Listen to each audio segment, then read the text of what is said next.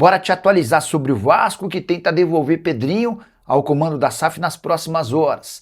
Procura-se pela interventora no Vasco.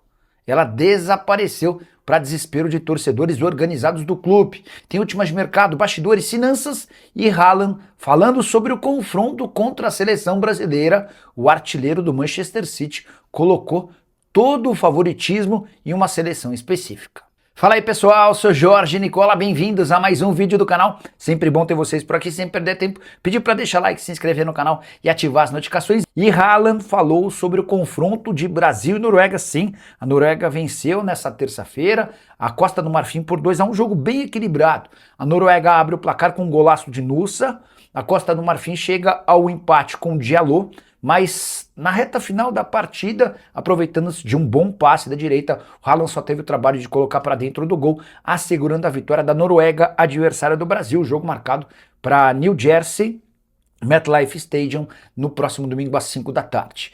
O Haaland foi perguntado por uma repórter, ou melhor, por um repórter norueguês, depois da partida, sobre as chances da Noruega contra o Brasil. Abre aspas para o artilheiro do City da Noruega, chances são pequenas.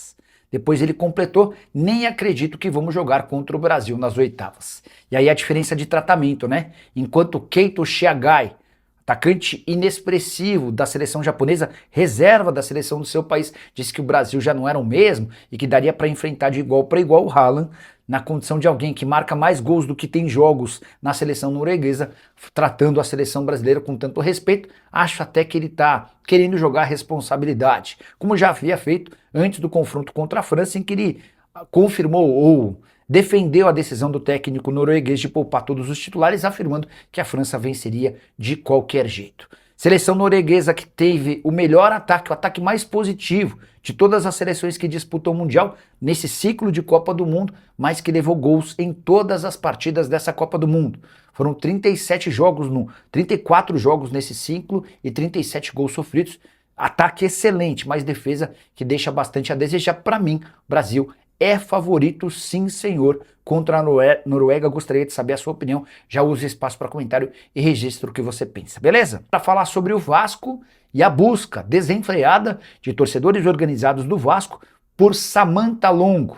Ela é a interventora da SAF do Vasco. Bora explicar essa história desde o começo. Na semana passada, a pedido de opositores no Cruz Maltino, a justiça decidiu afastar Pedrinho do comando da SAF do clube e determinou a presença de uma interventora, Samantha Longo, para decidir absolutamente tudo. Não se pode contratar jogador, técnico, nem ninguém sem autorização dela. O que o pessoal das organizadas do Vasco fez? Primeiro, manifestação no domingo de apoio a Pedrinho e também a venda da SAF para Marcos Lamáquia e também seu pai Zé Roberto Lamáquia, os donos da Crefisa. Pois bem, nessa terça-feira, todos os líderes das principais organizadas do Vasco foram até o prédio da SAF Cruz Maltina, com a ideia de conversar com a Samantha Longo. Eles queriam entender sobre reforços, planejamento, contratações e como é que vai funcionar se o Pedrinho não conseguir voltar via justiça a comandar o clube. Só que eles foram informados de que a Samantha não estava no prédio da SAF do Vasco e desde que ela foi nomeada interventora, na semana passada ela só apareceu uma vez para dar expediente, o que causou enorme irritação. Um dos líderes de organizada disse, abre aspas, ficamos perplexos de saber que ela veio trabalhar uma única vez, diante de toda essa dificuldade pela qual passa o Vasco. Os organizados prometeram que farão um mutirão para encontrá-la, seja onde for, com a ideia de fazer cobranças e registrar que os torcedores organizados são contrários a essa decisão da justiça. Para eles, o Pedrinho volta ao comando da SAF e a venda da SAF para o José Roberto Lamáquia e seu filho Marcos Lamáquia precisa ser confirmado o mais rápido possível. A saideira sobre o Cruz Maltino, o Vasco informou que acertou a extensão do contrato de empréstimo com o Robert Renan, que fica até o fim da temporada. Curtiu o vídeo para falar sobre o Vasco e a tentativa de devolver Pedrinho ao comando da SAF nas próximas horas. O Vasco deve entrar nessa terça-feira com um agravo na justiça para derrubar a liminar que afastou o Pedrinho na semana passada. A expectativa é de que ele retome o controle nas próximas 48 horas. Se tudo correr bem, nessa quarta-feira o Pedrinho deve ser devolvido ao comando da SAF. E essa situação é extremamente importante para que o Vasco possa avançar na venda da SAF do clube para Marcos Lamacchia e também, por consequência, para José Roberto Lamacchia, o dono da Crefisa. O Lamacchia chegou a afirmar nos últimos dias que só vai comprar o Vasco se for o Pedrinho aquele a fazer o negócio.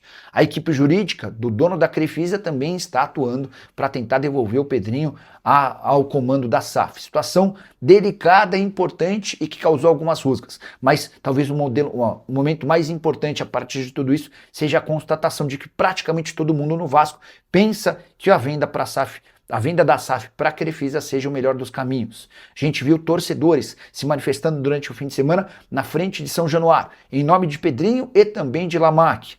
A gente viu Edmundo, que acabou se desentendendo com o Pedrinho nos últimos tempos, vindo a público para falar que a venda da SAF para a Crefisa é a melhor das soluções, enfim, tudo trabalhando e conspirando para que esse negócio ocorra, exceto por alguns membros da política do Vasco que não querem estar ou não querem perder o poder, até por isso são contrários à negociação. O que você pensa sobre a volta de Pedrinho, sobre Marcos e José Roberto Lamacchia à frente do clube? Já usa espaço para comentário e opine. Só não esquece de deixar like, de se inscrever no canal. Hora de falar sobre Vasco, Botafogo e Franklin Carvalho, o técnico português que faz bom trabalho. No Botafogo tem multa rescisória extremamente baixa, 350 mil euros ou mais ou menos 2 milhões de reais. O Vasco já se prontificou a fazer o pagamento dessa multa com a autorização da interventora. Vale a lembrança de que desde a semana passada o Pedrinho deixou, por conta de uma decisão da Justiça, ser o homem forte da SAF. E todas as medidas estão sendo tomadas em parceria com Admar Lopes, que é o executivo de futebol,